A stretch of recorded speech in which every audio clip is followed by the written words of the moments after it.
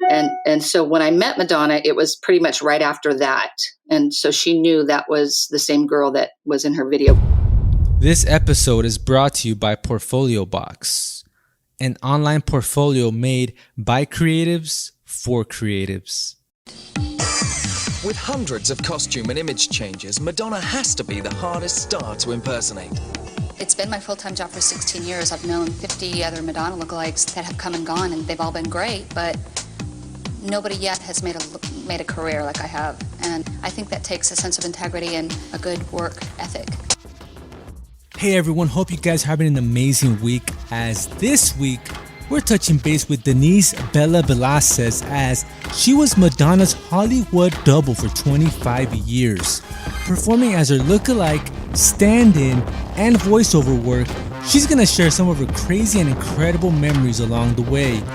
Plus, we're talking her production company and how has it been affected this past year. And what's next for Bella? That and much more. Stay locked in. Welcome back to another episode of the Hardwood Rod podcast. You know, I'm excited for my guest today. I've known her for a couple of years, and she has been working as a Madonna double impersonator, and you know, she's been in the business for several years. Thank you for coming on, and you know, for the audience, you know, that might not know exactly who you are and you know the journey that you took, I just want to give you the stage and just let the audience know, what have you been doing lately and, the journey you took. Thank you. It's so good to be here. It's so good to hear your voice. I go by Bella. My name is Denise Bella Vlasis. I have been Madonna's Hollywood double since 1985. In that journey and through those travels of working as Madonna's double, it just opened a lot of doors that I could have never foreseen opening along the way.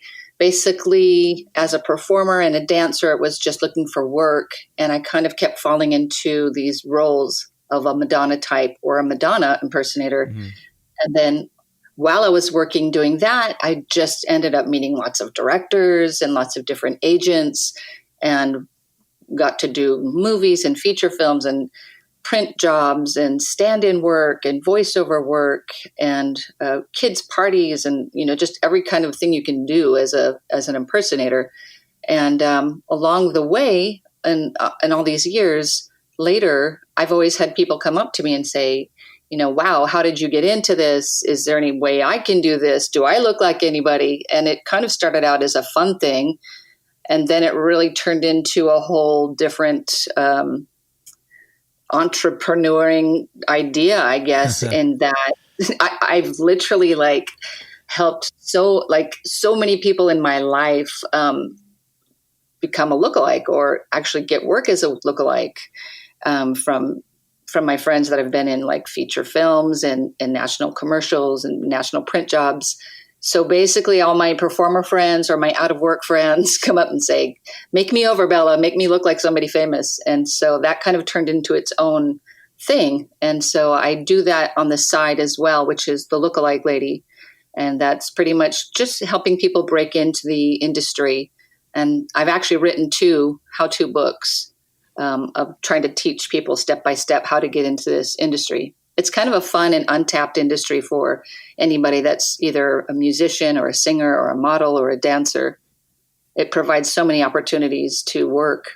No, yeah, definitely. And, that is a niche that you've kind of covered. I mean, you've pretty much taken over that particular niche, right? And, you've, like you said, you've done 2 books, right? And mm-hmm. What do you get into, the specifics, right? You have this long experience, right? So, mm-hmm. You have lots to cover, right? So give us some some of the stuff that's in your book, both of your books, and what are the most important things that people don't probably know about, being a lookalike? Yeah, both of my books cover kind of A to Z. They definitely need to be updated because it's been a little while, mm-hmm. but because now we've got social media and stuff, yeah. But it's pretty much A to Z. I wrote these books in the mindset that from day one, what would somebody need to know? And pretty much what's your first step? And that's, and then basically I cover everything from contacting agencies to getting your makeup done. How do you get your voice to sound a certain way? How do you shade your makeup a certain way? How do I find wigs? What are costume resources? What happens on jobs when something like this happens? And I put a lot of little pieces of advice. And I also have a lot of advice from working impersonators, like what do you do when this happens? Or, how do you handle when a customer does this? Or how do I write a contract to book the job? And how do I find the customers? How do I find the agencies? I tried to cover all of it. And my guinea pig, when I wrote the book, I gave it to a person that was just starting out. And I said, let me know if you still have questions, because that will let me know if I've covered everything. So, and this guy's working. He's one of the industry greats now. So I know the advice works, at least. No, yeah. And what's some of the, I'm pretty sure, right? There's a bunch of people that sometimes where it can get kind of intimidating, right? There could be some, for example, you see a lookalike Brad Pitt, and these fans, right? Kind of may be like, okay, I can't get the actual Brad Pitt, but this is the closest things to it, and they could probably get a little too close, or something happens. Yeah. And I'm pretty sure that's happened in your case. How do you handle those situations, right? And do you still have to, for yourself? Yeah, it's interesting because as Madonna, I can kind of get away with being a little bit brassy if somebody gets too bold. But I've been at gigs with like Marilyn Monroe lookalikes where the guests were kind of rowdy and grabby and touchy. And I literally saw, that actor in tears because she didn't know how to handle, a more aggressive crowd. And believe me, like working in this industry, you will see and hear just about everything. Yeah. For myself, luckily I'm Madonna, so I can say, hey, back up, dude, or whatever. Yeah. I can, I can be a little more aggressive with it, but I think, the best thing to do is remove yourself from a situation. If it's gone too far, as an agent, I have in my contracts, if it gets like that, my performer leaves, and nobody should be subjected to be in that kind of hostile situation. And on the flip side of that, sometimes people are just excited and they're going to get in line and get a picture with you and they're super excited. And I think you just kind of learn to deal with human behavior as you go along in this work. Can you imagine what the real Brad Pitt deals with? It's like, except, he has bodyguards, but, if you're working as a lookalike and it's getting too rowdy, then you have the right to leave the situation and, talk to the agent that booked you and say, this is too much. You should be protected regardless. And I've seen everything. I've actually had to have, security jump in, and I've seen other lookalikes that have to have that. But for the most part, it's fun. Most people are like, yay, I've never met Madonna. Yay, I have a funny story I want to tell you. And it's all good that way. Wow. And on one of the interviews that you've done, I've noticed that the mindset, right? The mindset that you have to put yourself into sometimes. And you come on record saying that when you get into that mindset, now I'm talking, when you become Madonna, you get a courage, you get a confidence that maybe you didn't have, but you gain it just by, performing or just impersonating her. Talk to us about, having the courage and confidence when you become Madonna. Yeah, it's interesting what transforms inside of me, because studying her, that's part of Madonna's appeal, is that she's so comfortable in her own skin, and she's so self-aware and she's so good with herself. And it's such a good thing for all of us to remember. And when I first started one of my first jobs, they said, okay, we're going to book you as Madonna. You just go ahead and bust into this party and be her. Yeah. And I was a little, not that I was shy, but I was like, what? It's like, okay, it's not like a switch, Right. You just like walk into the party. And so I'm like, what, as an actor, what do I do with myself to make it feel like Madonna just jumped into this party, and people need to resonate with me that, wow, it feels like somebody famous is here. Who is that? And so I just kind of thought about it for a while and said, how can I make myself larger than life without being a clown or without being too over the top? Mm. And so I just felt like just bringing my own essence and my own energy bigger, brighter, thinking more like a star quality type of thought, so that people go, ooh, it feels like she's Madonna. And so I think, and with that, it's like you fake it till you make it. Mm. It's like I fake this confidence and this star quality that she has. And so it's a role that you play. So, for me, I'm like, okay, I've got to get into that head space of like the queen is here.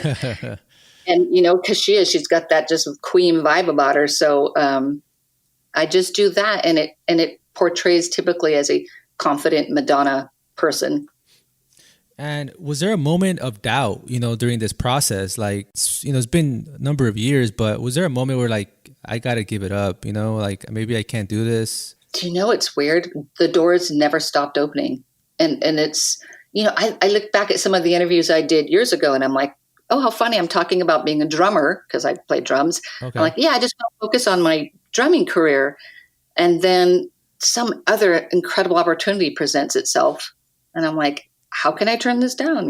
Like the Madonna opportunities never stopped. And that's how I knew I was on the right path, because it wasn't something that I fought or forced or tried to make happen. It just always happened. And so I'm like, well, I guess it's meant to be. Mm-hmm. Even after having a baby and becoming an agent and slowing down a bit, I'm like, but these doors keep opening and these TV shows keep calling and these opportunities keep popping up. So you know what? As long as that happens, I'll open the door. I don't want it to be something I ever have to force myself to do. Yeah. But it just always, and still happening that these cool little things just keep coming up in my life. And I'm like, okay, I just go with the flow with wherever the energy is flowing, that's where I'll go. Yeah. I think that's kind of like one of the, like, make things happen naturally, right? Because once you force yourself to do something, it's not, you're not happy with the results. You're not happy with yourself, and I feel like you're letting just letting it flow, and things people are requesting, and it's worked out for the best. And I wanted to ask you, has Madonna ever reached out to you and like good job or thank you or anything like that? In a lot of different ways, yes. I actually met her in, I think, 86. And I knew her choreographer at the time, Jeffrey Hornaday. So he came in and said, I want you to meet Madonna. Maybe she can use you for a stand-in or something. And so I met her at that audition. And so they said, we want you to dance for Madonna. And I had to just get up and freestyle for Madonna. And so I met her face-to-face there. I gave her my promotional materials and resume. And I met her then, and she shook my hand, cool. And that was actually right after, I don't know if I told you the story yet, but, MTV had a big contest on MTV. It was Madonna's Make My Video contest. Mm. And so Madonna had this big contest on MTV. And this was kind of my breakthrough moment as Madonna. There was like 2,000 people submitted. It was like anybody could make a video to Madonna's song True Blue. Mm-hmm. So just crazy things lined up like they always do with my life. And this director called me and says, do you want to make this video? And I'm like, let's do it. We had 24 hours. We sat up and edited it all night long and we got it to MTV. And so long story short, out of 2,000 videos, they narrowed it down and Madonna picked her top 10 favorite. And I was in that. Wow. And so, yeah, and I was the only person impersonating Madonna in any of these videos. So to me, I was like, I think that's kind of the best acknowledgement I could get from her. Yeah. Because, she's like, yep, because I'm just full on impersonating her in the video. So we ended up getting first runner up because you had to call in and vote, blah, blah. And so when I met Madonna, it was pretty much right after that. And so she knew that was the same girl that was in her video, contest. And so I met her then. And then years later, I ended up working with her on a commercial for MTV. And we signed a big 20-page contract saying that we wouldn't talk to her or go near her. But she walked past me and she goes, "Looks good, looks real good." And I guess that's about it as far as the acknowledgement. But over the years, they've had to get her okay for certain projects that I've done. Mm-hmm. So and I've always had the green light, so that's a good thing. Yeah, that's good, right? I mean, you don't want to step on anybody's toes, and somebody they might another person might be like, okay, I don't like that, or they say stop it, right? Stop everything you're doing. Yep. But it seems like she's okay with it, so that's good.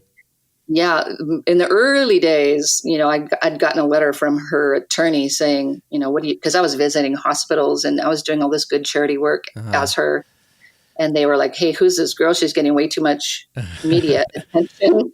And so, anyway, my dad got me an attorney, and they said, we said we're not saying we're Madonna, we're just saying, we represent Madonna in a different way, and she's just doing good things. So I haven't gotten any negative experiences as far as that. And like I said, there were so many projects where they had to get her okay, and so I'm grateful. And to be doing this 28 years later is just such a blessing. Yeah, and then I go back to you said it once. There's always a clone of you somewhere in the world, and it's funny because I did a short film, and it's based a little bit off that, where you're always gonna be there's a clone out there of you somewhere, but you always got to be the best version of yourself. But it's kind of like it kind of just reminded me of that a little bit. But what do you think about the concept of when you have somebody, right? So in your case, you have you've been doing a lookalike, and now you have all these other people that are trying to do the same thing. What's something that you always tell them, right? Where like, okay, you're playing A, B, C. Mm-hmm. One of the words of wisdom you always tell some of your clients, like, always do blank. Always represent the celebrity you impersonate with the utmost respect and goodness. Like, in all my years, I mean, that's probably why I keep working, because I will only portray Madonna in a positive light. Mm-hmm. I've been offered so many crazy jobs that I turned down because I'm like, I'm using her image to work. So first thing I say is never be insulting to the character. Only do something that you think your character would do, and then do it better and do it with total respect. Wow. I think super important. That's always key, right? You don't want to do anything that's, over the top and just like it's going to come back to, bite you later. Exactly. There have been other lookalikes that have gotten sued by their celebrity. Yeah. Doing some shady things, like getting into basketball games or, things like that. Yeah, because there's so many perks, and especially if you really, really look like somebody, there's lots of perks. But, I say in my books, don't fool anyone. Just, save it for the stage. And, that's, you just won't get in trouble. Yeah. So now, right? So Tribute Productions, right? You have all these things going on, right? You have, Bella's Dolls, and, all these several different brands. How does Bella balance every single, aspect of, your empire? Because that's one of the questions. That's the $1 million question, right? Especially nowadays, where there's so many opportunities and so many different like entities that one has to kind of manipulate. Like social media, right? You have all these different things. How do you balance everything? Good thing I'm a multitasker, I guess. I think when my heart is in something, I know you're the same way. When your heart is in something, you've got the energy to do it. For myself, working as Madonna brought me to so many places and gave me so many skills that I didn't know I could have. And one of them is being a booking agent, but also producing things, producing shows, and all the way to creating costumes, which I didn't know I could do. Tribute Productions is a labor of love because it's everything that I love. while I'm getting my friends' work. Most of the people that work for me are dear friends. Mhm. So great, talented actors and singers and dancers. So I get to keep them working and create and be creative.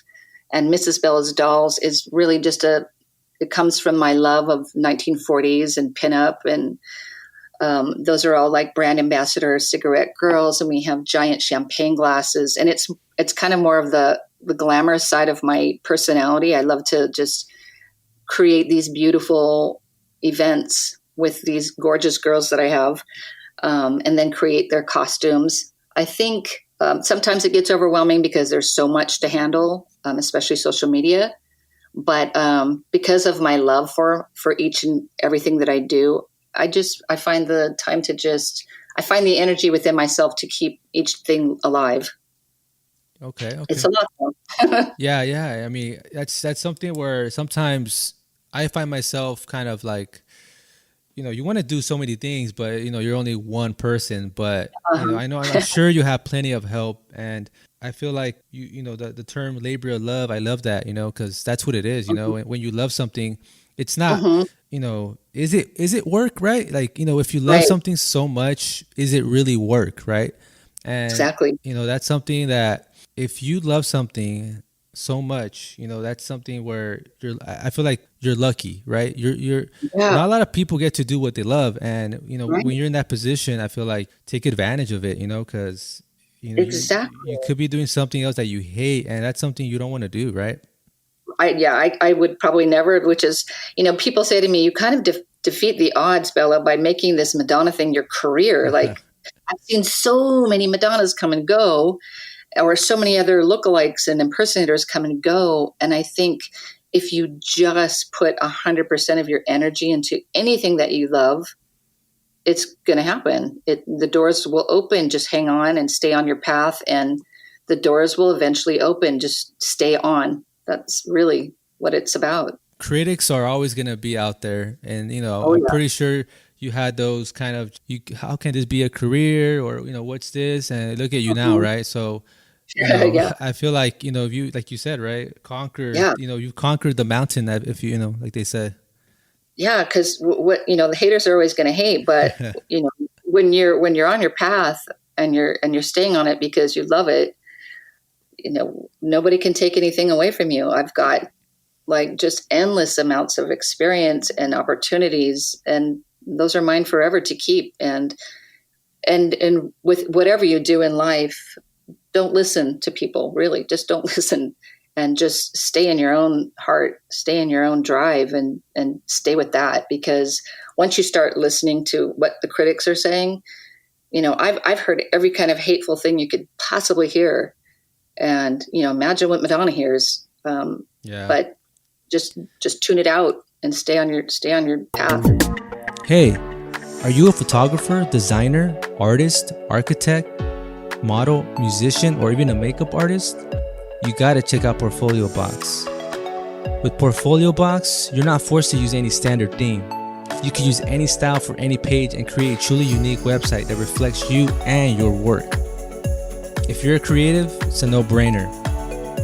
Get 50% off for 12 months on all plans with promo code ROD50.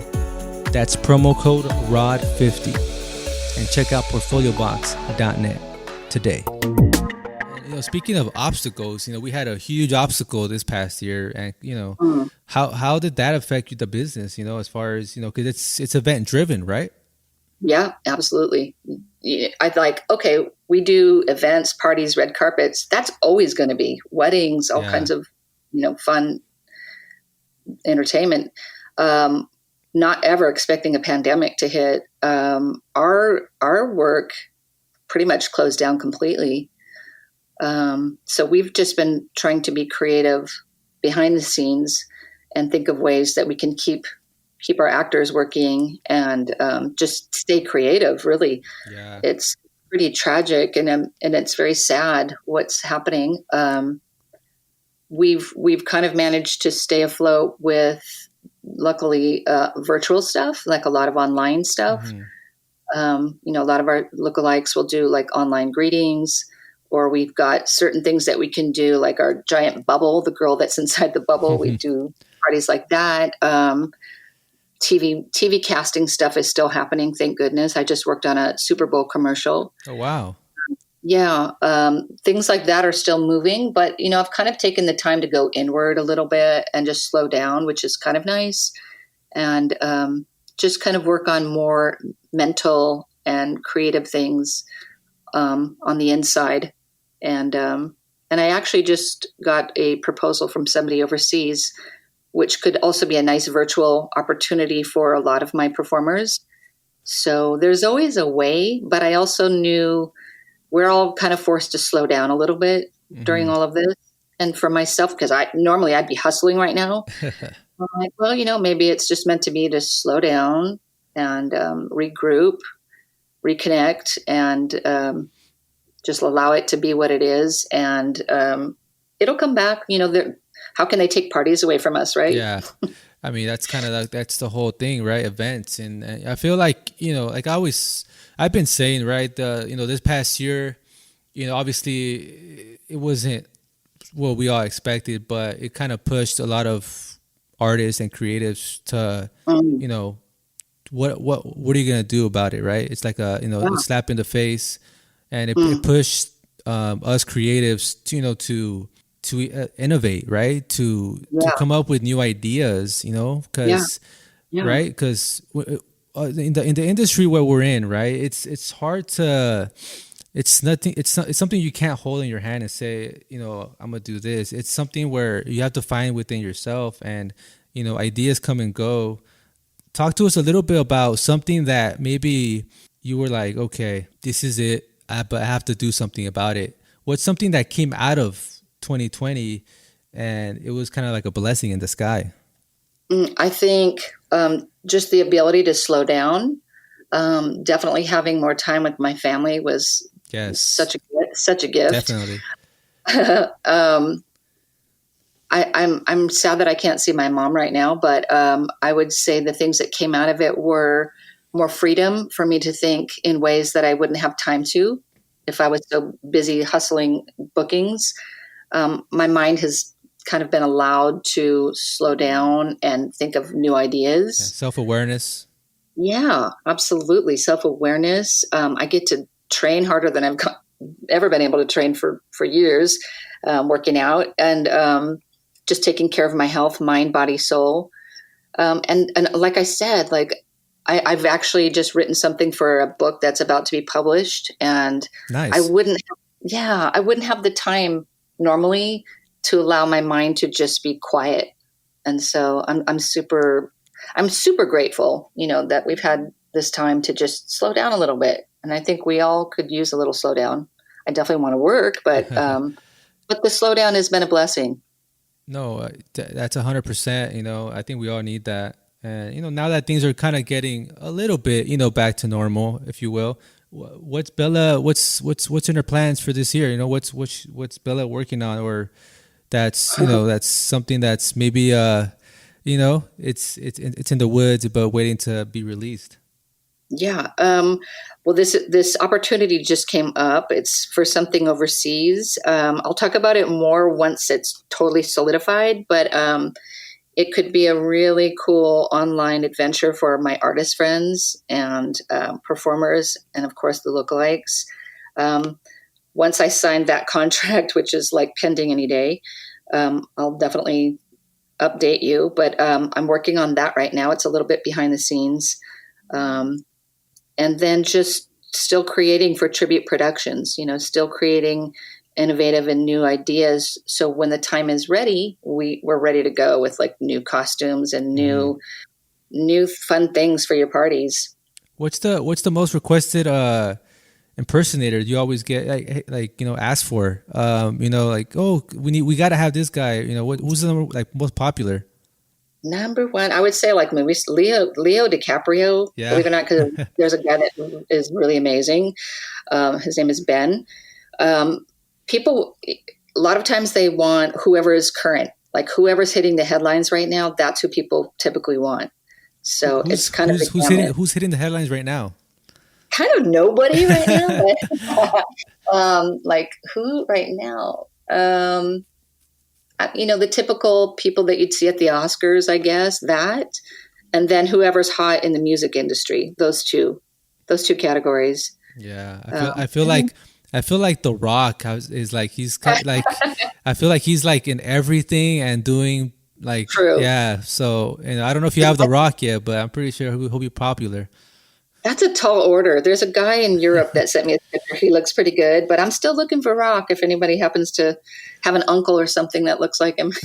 What do you look for when you're choosing an impersonator? I mean, obviously the look, right? But what's like the most important thing when you look for an impersonator? I think before anything, because you can look exactly like somebody, but the sense of self that the person has, and then their ability to listen and learn, and then trusting that that person can be professional on the job. Because if I send you on a movie set, I've got to know that I can trust you to be like professional.